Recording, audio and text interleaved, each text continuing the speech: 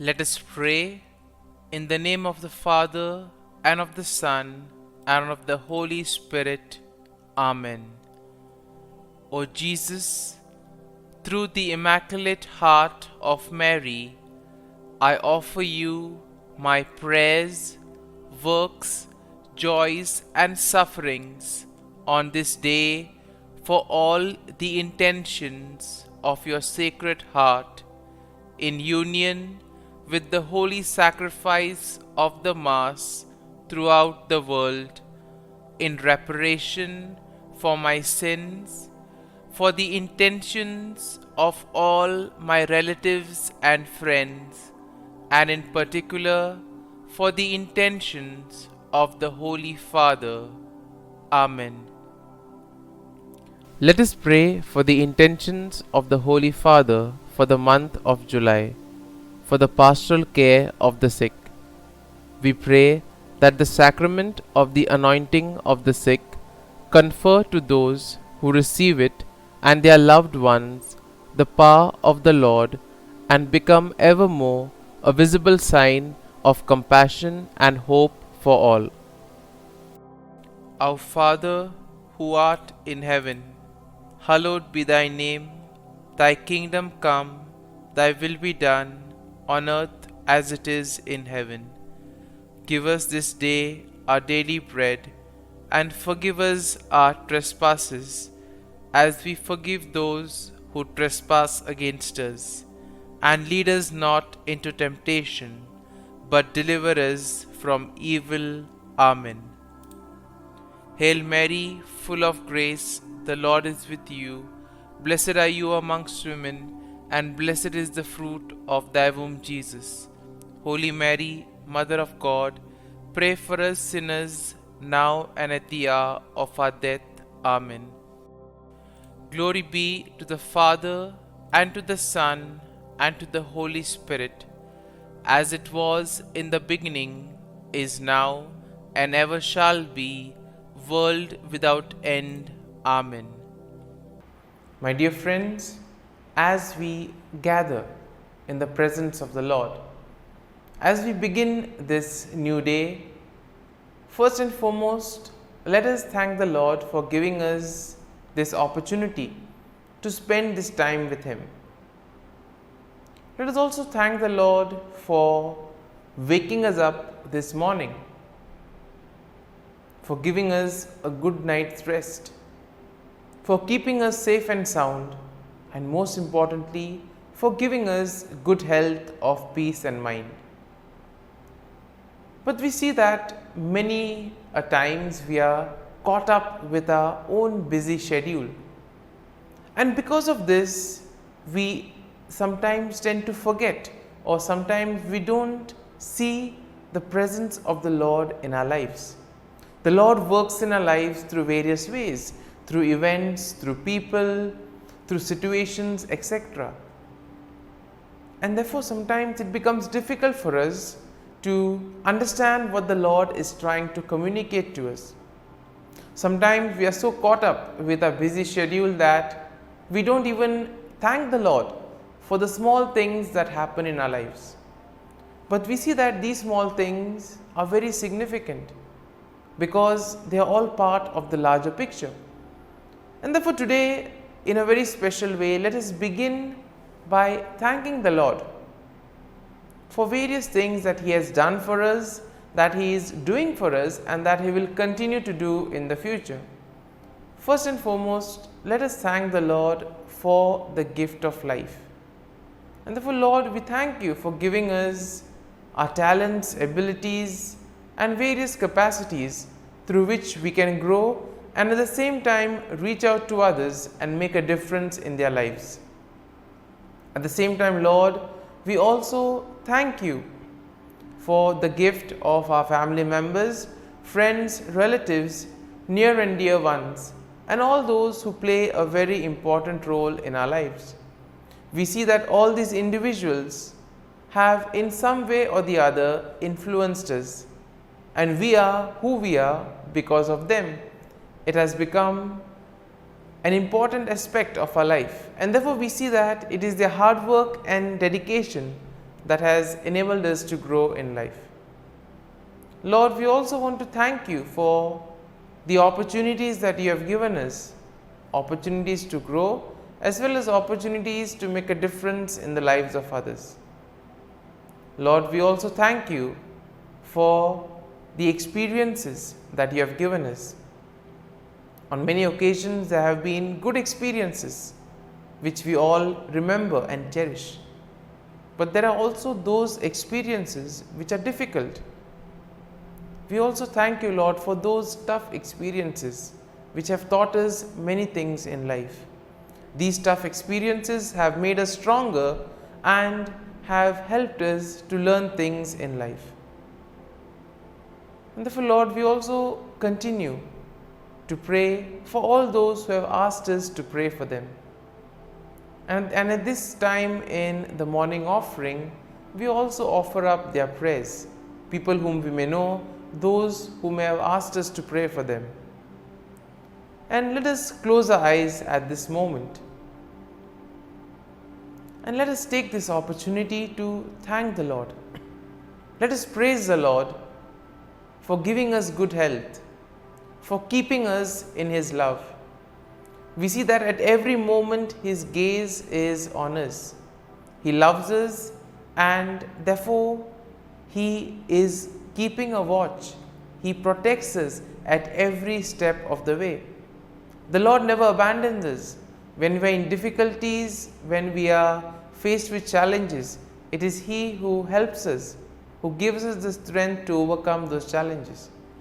And therefore, Lord, we thank you and praise you. And Lord, we ask you that whatever we may do today, you may remain with us. You may show us the way, that our words, deeds and actions may in a way reflect your love, mercy and joy to the world around us. And therefore, my dear friends, let this day be a day of joy and blessings in the name of our Lord Jesus Christ. And in a way, we see that today we shall reflect on Psalm 55. As usual, we shall have a general overview of the psalm and then we shall take a look at the psalm in detail, verse by verse. Now, Psalm 55 we see is a psalm of lament that is attributed to David, and this psalm expresses his distress and despair in the face of betrayal by a close friend. And in today's world, we see that this is quite an emerging theme, since everyone is becoming individualistic, and because of the competitive nature of today's world, betrayals are quite common. And therefore, those who have been through this experience will be able to relate to what David feels in this Psalm 55. Now, the psalm is structured in three parts. First part is a plea for God's help, that is verses 1 to 8. Then you have a description of the situation that has caused the distress of David, and this we find in verses 9 to 15. And finally, we have a renewed plea for God's help and a declaration of trust in the God, and this happens in verses 16 to 23. And therefore, overall, Psalm 55 expresses David's distress, and this psalm highlights the importance of turning to God in times of troubles and also expressing one's fear and anxieties to Him. We know that the Lord is always there. He protects us, He guides us, and therefore it is important for us to turn to Him. In times of difficulties, in moments of distress, tell Him what is happening to us, and He will be there to guide us and save us. And therefore, the psalm also expresses hope and confidence that come from trusting God's faithfulness and justice, even in the face of betrayal and deceit. And therefore, let's take a look at this psalm in the three parts as we have mentioned earlier. Now, in the first part of the psalm, David pleads for God's help in his distress. And in verses 1 to 3, we see that David asks God to hear his prayer and not to ignore his cry for help. And therefore, David expresses his fear and anguish. In verse 4, he says that his heart is in anguish within him, and the terrors of death have fallen upon him.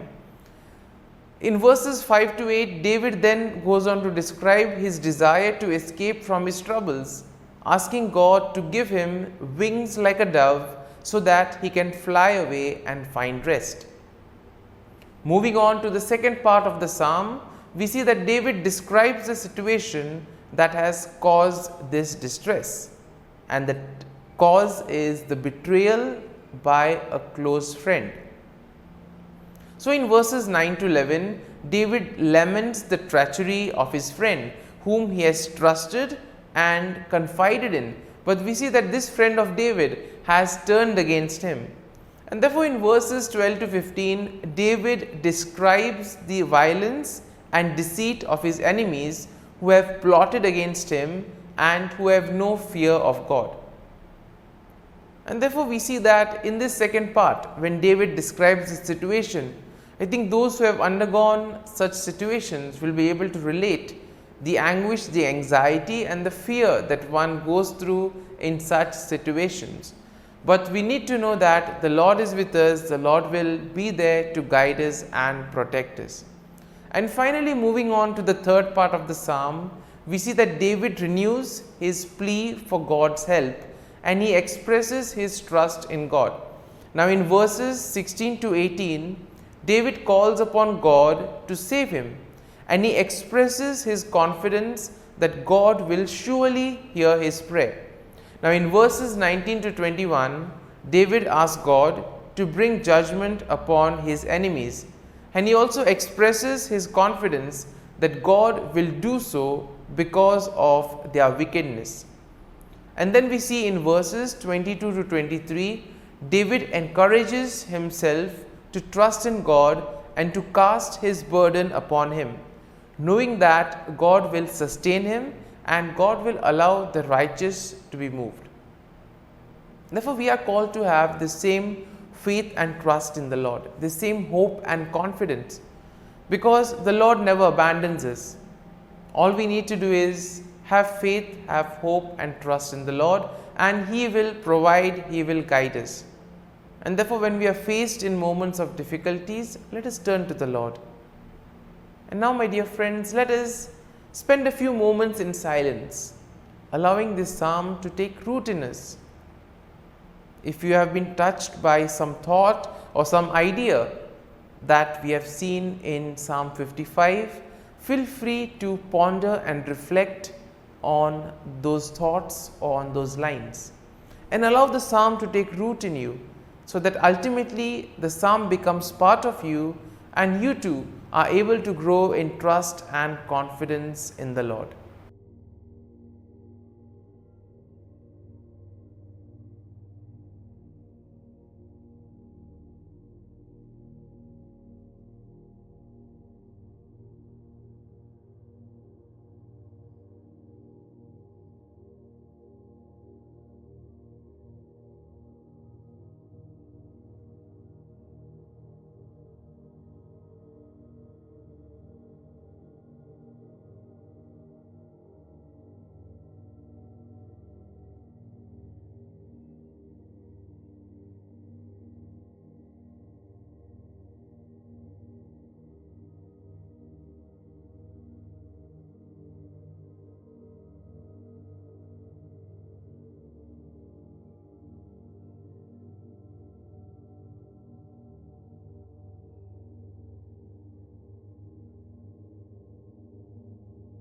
Prayer to Saint Michael the Archangel for protection.